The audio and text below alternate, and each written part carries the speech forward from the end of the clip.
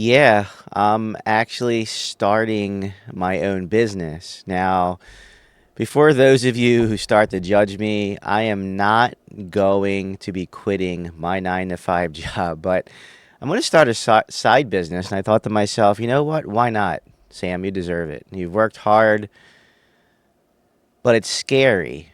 I'm not going to lie. I am scared to death to start my own business, especially in 2026. But I see others do it, and I got that attitude and that mentality that if they can do it, I can do it. I've always had that mentality. If they can do it, I can do it. But on the same note, what I'm doing is very risky. And I'm going to tell you what type of business I am going into. And when I look online, the inventory is unlimited. There's so much of this and there's so much of that. And that's the part that makes it scary. It's so readily available for the type of business that I'm going into. Now, as far as debt goes, it's zero debt. It's just whatever I am buying from my own inventory that I personally do not want. And I'm $142 into it, all said and done with the equipment. So there's like $142 startup business. I'm going to tell you in a minute what I'm going into. Now, growing up, I was a huge sports cards collector. I love sports. I love sports cards. I've been collecting recently more so than I was back at before. In 94, 95, I stopped collecting sports cards. I was collecting, Upper Deck, basketball, baseball, Fleer, you name it, Pro Set. I was collecting a ton of sports.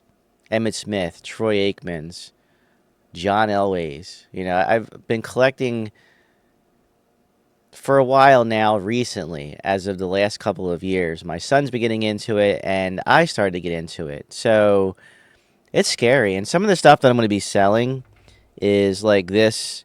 This is fairly new. I've been searching for some fairly new inventory, and this is why it's scary because it's so readily accessible on social media, eBay, TikTok, you name it. And I've been watching these TikTokers do it, and I'm like, you know what? If they can do it, Sam can do it. So I have items like this: Kenneth Walker III signed autograph. Now, I got this through a buy it now. I got it for a pretty good deal. Now, I'm not here to sell you anything. I'm just kind of giving you an idea of what I'm getting into. I've had this for a while. As soon as he entered the draft, I got this card. It's a Cooper Flag Gem Mint 10. Some of the stuff I'm going to be selling. Now, a lot of this started out as a personal collection, and now I just kind of want to sell some of it off, and buy some of it and sell it. See, my plan is to sell at least, which is very risky, at least 150% profit, and then reinvest 100% of that into buying more inventory and selling that inventory. And eventually, it should turn into a profit. Like, for instance, I have an Antonio Brown sign auto.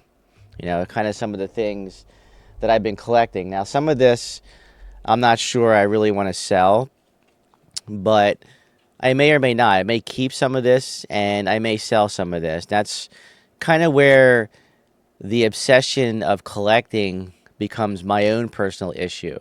Do I want to sell it or do I want to keep it? Like, I have 75 to 80 Jalen Hurts cards. My son will tell you, I'm not shitting you. I can get him on camera if y'all don't believe me, but 75 to 80 Jalen Hurts cards because I'm that much of a fan of his. And I come to terms that I can't sell any of them. you know? Like, I have this Alex Pierce signed card. If I'm boring you, I'm sorry, but I'm trying to decide, am I making a mistake by doing this, or should I give it a shot? Like I have a George Kittle. This is a numbered card.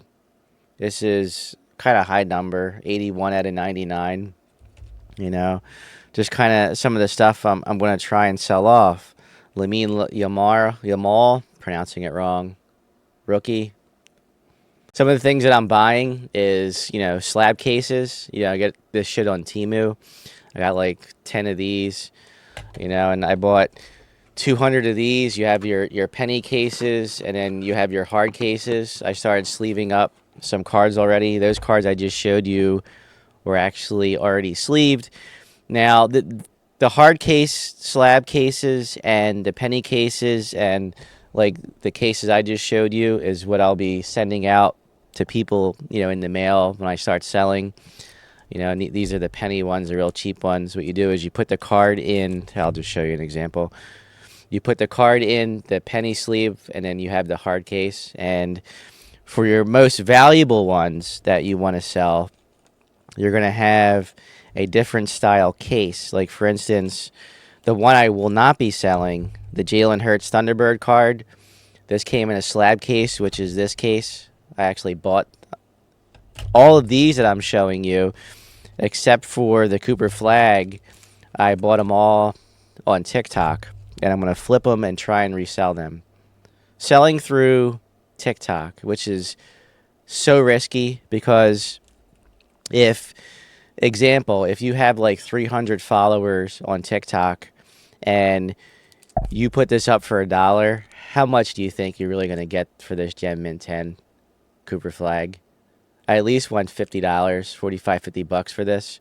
This can go for like $10 or $15 to somebody. So you got to start off with the cards that are of lesser value and build trust. And once you build that trust, you can start selling these Gem Mint 10s. And I have Kevin Durant's. I have, Alex Boehm from the Phillies Gem Mint 10. I got stuff like that. I have Joel Embiid Gem Mint 10s. But again, do I really want to sell those? Maybe the Joel Embiids, by the way.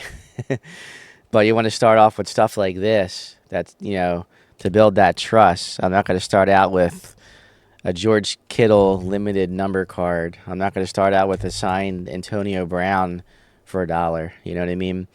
So as far as equipment goes, again, I got the cases. I got the label printer. I bought a label printer. And the only thing I'm waiting for right now to actually get this business started is the labels, so I can start shipping stuff out, because TikTok is very specific. You have to have printed labels to start selling. They don't want you handwriting on the envelope, so there's a process.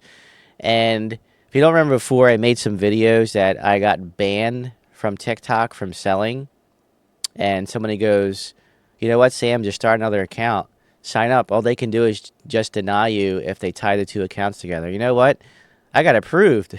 So I can start selling under a different account, which is fabulous because I want to give this a shot. You know what? I'm like, just try it. You're not going to know unless you try it. So again, all said and done, I'll show you my little ledger sheet. I'm $142.74 into this business from everything that I bought, including the cases and including the printer and including the labels, right? And I should be able to flip that back. What I'm going to do is I'm going to use my YouTube stuff to pay off the equipment, which is 75% paid off already. So 75% of that $142 is paid off out the gate. So I'm kind of reinvesting some of the stuff I'm making so I don't tap into my own personal piggy bank, because we don't want to do that. So sometimes you got to think smarter and not harder. And I choose to think smarter, not harder. So I'm reinvesting my YouTube money to pay off the equipment. Now, as far as the cars go, that's on me. That is coming out of my own personal piggy bank. But sometimes you got to be risky to start making money, to start making profits. So, I'm tapping into my own personal inventory to start making money. And once that 150% profit comes in, it has to be 150%.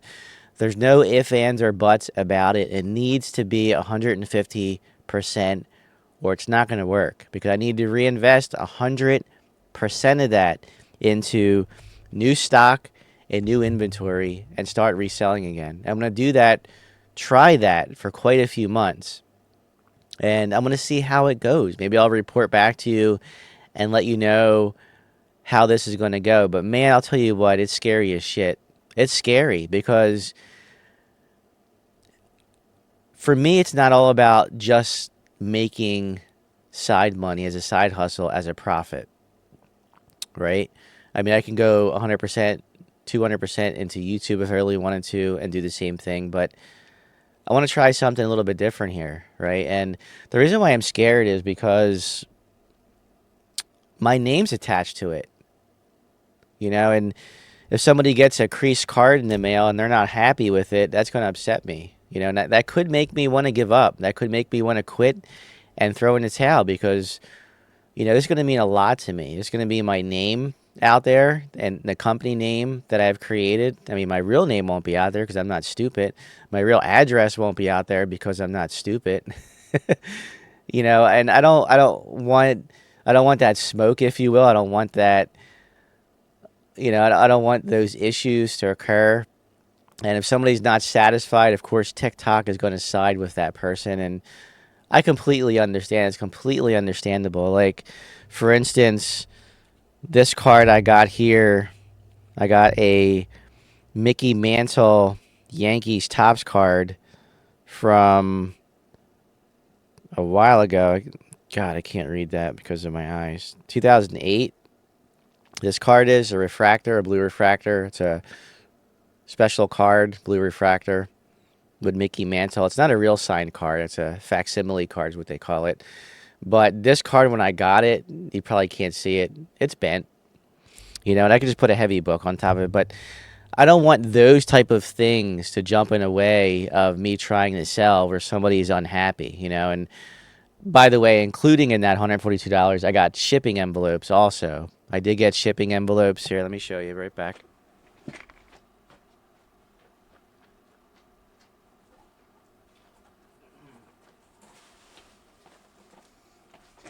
I got a box of shipping envelopes to ship all of these cards in.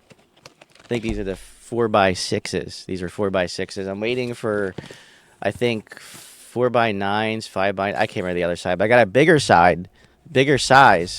So if I decide to sell, or if I sell more slabs, I could stick more slabs in the bigger envelopes, bigger bubble envelopes, protected envelopes, right?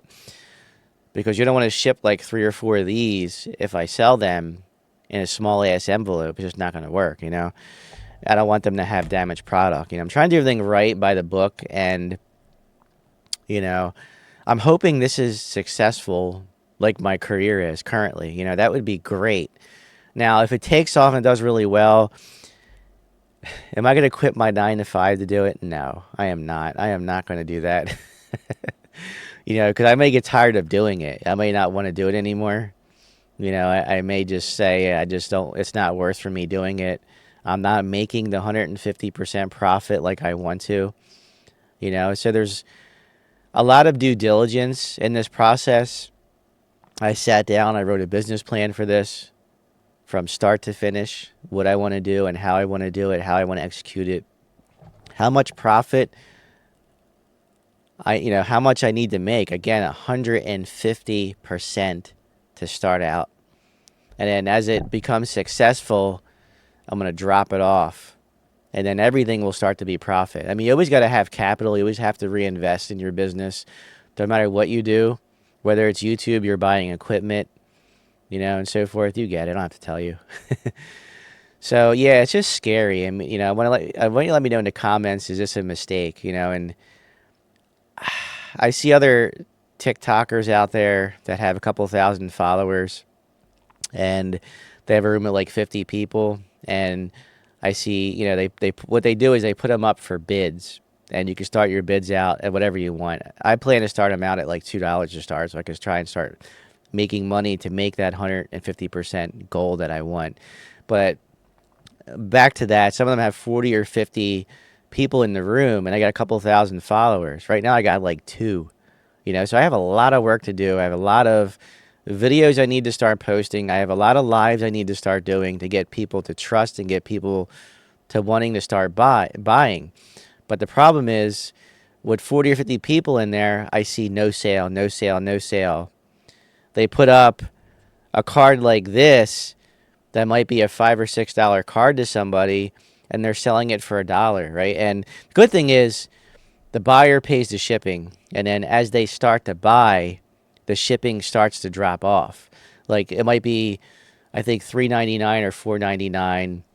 So this card might cost you $6 if you pay $1 for it. And then the next card, it might cost you 15 cents. The next card you buy, all from the same live, from the same person, could be 10 cents. The next card you buy from me could be 5 cents, 2 cents, 1 cent, and so on and so on and so on. You get it. The more you buy from that live as a buyer, the more your shipping is going to go down each time. But the problem is, do you want to sell? Like, I got this card when there was barely anybody in a room on TikTok. I paid, with shipping included, I paid $6 for this. These are going on eBay for like $10 plus shipping, right? So if I can get $10 for it, I've made my money back, and so forth. And the buyer again pays the shipping, right? I paid $20 for this right after the Super Bowl. I went on and I made an immediate offer. Kenneth Walker III, Super Bowl MVP.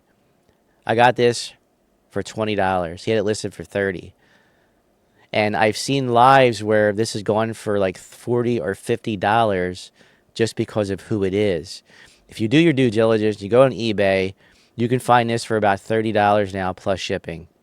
And depending upon what color it is, and what, it is, if this is a Pro Set rookie, I mean, it's not his Seattle card, but this is a numbered card. This is 8 out of 35. And the lower the number out of that number, the better. So, like, if this was a 1 or a 2, this could be a $60 card to somebody. But the risky part, again, is the card is only going to be worth as much as the person wants to pay for it. And that's what makes it risky. That's what makes it scary. Let me know your thoughts, and I will catch you in the next one.